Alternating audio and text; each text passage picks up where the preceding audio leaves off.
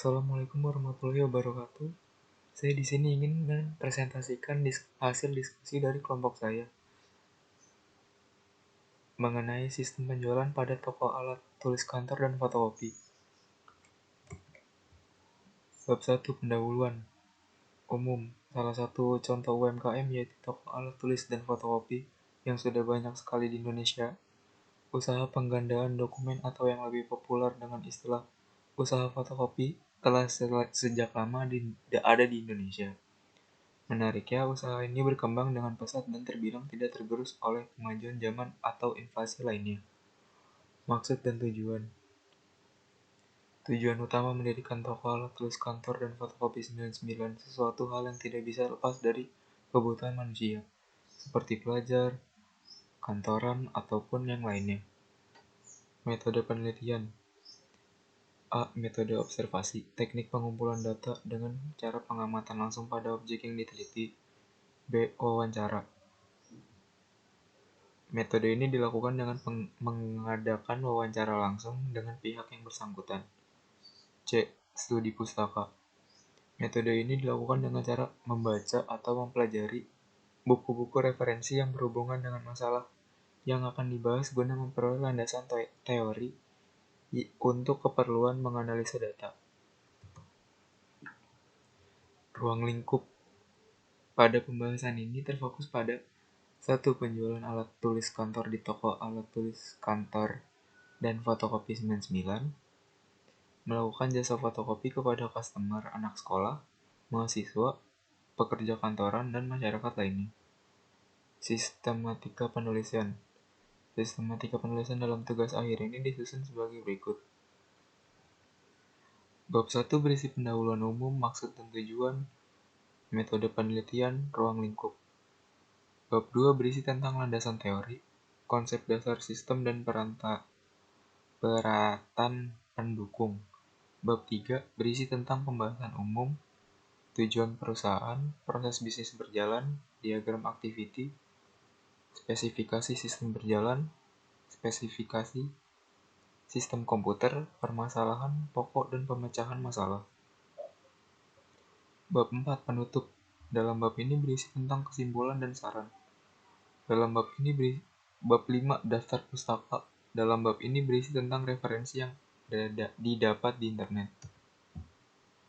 Bab 2 landasan teori. Konsep dasar sistem. Romney 2006 berpendapat bahwa sistem adalah kumpulan dari 2 atau lebih komponen yang saling bekerja dan berhubungan untuk mencapai tujuan tertentu. Sebagai contoh sistem komputer, pada umumnya komputer akan bekerja jika ada beberapa komponen berikut. 1. Prosesor sebagai memproses data. 2. Memori sebagai tempat penampungan data sementara. 3. Monitor sebagai media untuk menampilkan output data yang sudah diproses. 4. Keyboard sebagai media untuk menginput data atau interaksi antar manusia dengan komputer. Perantara pendukung, tool system. Dalam penelitian ini dibutuhkan beberapa alat untuk mendukung berjalannya perancangan sistem ini. Perangkat lunak yang digunakan yaitu Microsoft Word dan UML, dan juga sumber internet untuk melakukan pencarian referensi dan pengumpulan data. Bab 3 pembahasan umum. Di dalam makalah ini kita akan membahas tentang bagaimana rancangan sistem toko alat tulis kantor dan fotokopi 99 berjalan. Proses bisnis berjalan, membuat activity diagram sistem berjalan yaitu use case diagram dan activity diagram. Spesifikasi sistem berjalan dan sistem komputer. Tinjauan perusahaan. Sejarah perusahaan. Awal mulanya berdirinya toko alat tulis kantor dan fotokopi 99 pada tahun 2007 yang bertempat di Jalan Swadaya, Ciledug, Tangerang. Ketika itu sang pemilik toko melihat tempat yang cukup strategis. Di kawasan tersebut yang dikelilingi banyaknya sekolah-sekolah, akan tetapi tidak ada toko yang menawarkan jasa fotokopi, laminating, dan penjilitan. Struktur organisasi. Struktur organisasi toko alat tulis kantor dan fotokopi sebagai berikut. Pemilik kantor, penjaga toko, dan kasir.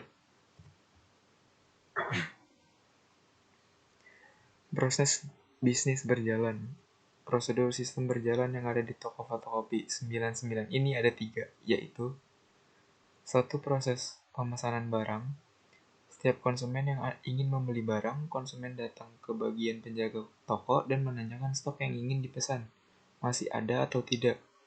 Jika tidak, penjaga toko akan mengambil barang tersebut dan dicatat di sales order oleh penjaga toko. Yang kedua, proses pembayaran berdasarkan sales order. Konsumen kemudian ke bagian purchasing untuk melakukan pembayaran secara tunai. Kemudian bagian purchasing akan membuat invoice 3 rangkap untuk sebagai bukti pembayaran telah lunas. 3. Prosedur pembuatan laporan setiap akhir bulan. Bagian keuangan akan membuat laporan penjualan berdasarkan arsip dari sales order dan arsip invoice selama 1 bulan. Dan arsip invoice dilihat berdasarkan nomor invoice yang keluar. Diagram activity sistem berjalan. Berikut gambar dari use case diagram.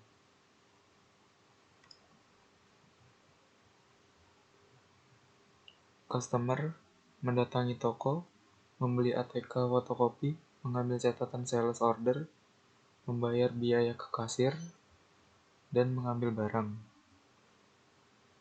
Penjaga toko mencatat pesanan atau permintaan customer, memberikan sales order, memberikan barang yang sudah dibayar. Membeli ATK atau fotokopi itu terdapat include dan extend. Include-nya itu membayar pembayaran dan extend-nya itu melihat jenis ATK yang diinginkan dan membatalkan pesanan. Activity diagram.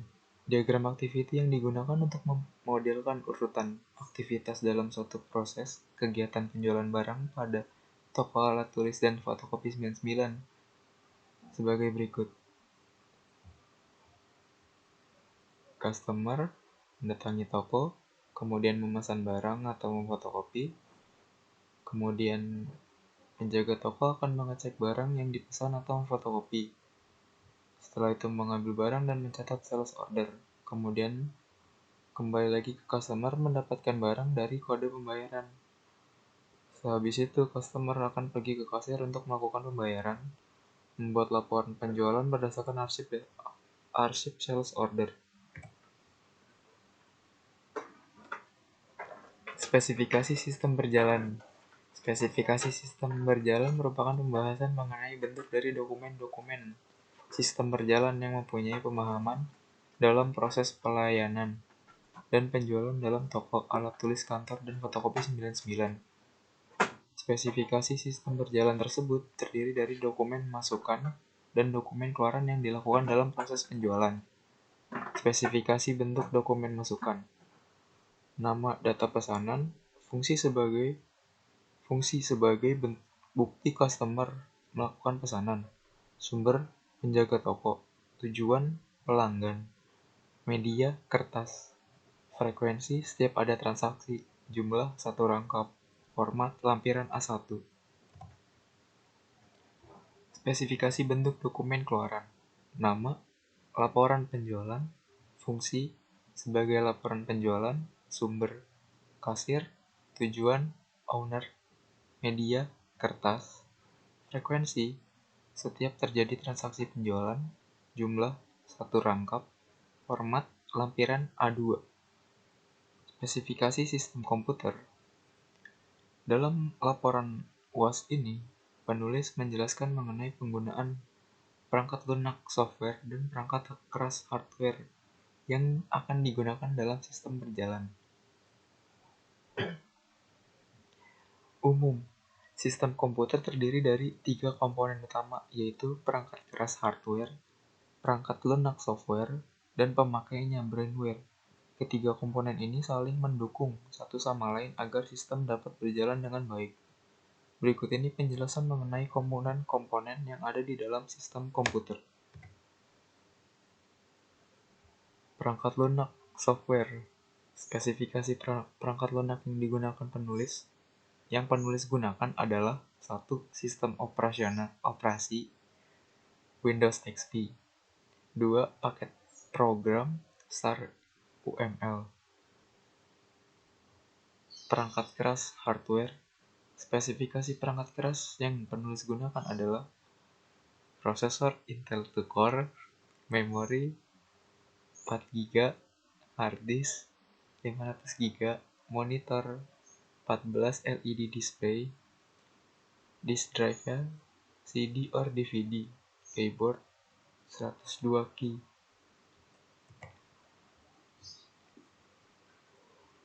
Permasalahan pokok. Masalah di toko alat tulis kantor dan fotokopi 99 yaitu penjaga toko hanya 2 dan kasir 1. Jadi apabila toko sedang ramai, jadi tidak terkontrol pada customer yang datang ke toko. Kadang malah pergi ke toko lain. Dan juga penulisan nota masih manual. Sering terjadi kesalahan penulisan harga yang terkadang merugikan toko dan customer. Pemecahan masalah. Sebaiknya toko alat tulis kantor dan fotokopi 99 menambah karyawan, penjaga toko, dan kasir agar pembeli tidak antri lama dan pergi ke toko lain. Dan mencegah kesalahan dalam penulisan harga, sebaiknya ditulis nota dengan menggunakan aplikasi yang memudahkan untuk mengecek harga dengan benar. Bab 4. Penutup. Kesimpulan dari analisis di atas toko alat tulis dan fotokopi 99, pembuatan laporan, kegiatan penjualan barang selama ini masih ditulis dalam buku. Informasi yang dihasilkan masih berupa tulisan dan lisan. Sistem manual yang berjalan membuat keuntungan yang diperoleh tidak maksimal, karena tidak dapat menghasilkan informasi yang tepat. Hal ini tentunya menyulitkan petugas dan dirasa kurang efektif. Untuk mengatasi masalah-masalah di atas, maka sebaiknya dibuat aplikasi bahasa pemrograman agar memudahkan pekerjaan para karyawan. Saran, pada perhitungan dengan menggunakan cara manual, tentunya juga diperlukan ketelitian dan kecermatan agar tidak terjadi kesalahan. Untuk memperkecil kesalahan, kita bisa menggunakan aplikasi bahasa pemrograman sebagai cara untuk membandingkan hasil keakuratan antara analisis manual dengan analisis aplikasi bahasa pemrograman.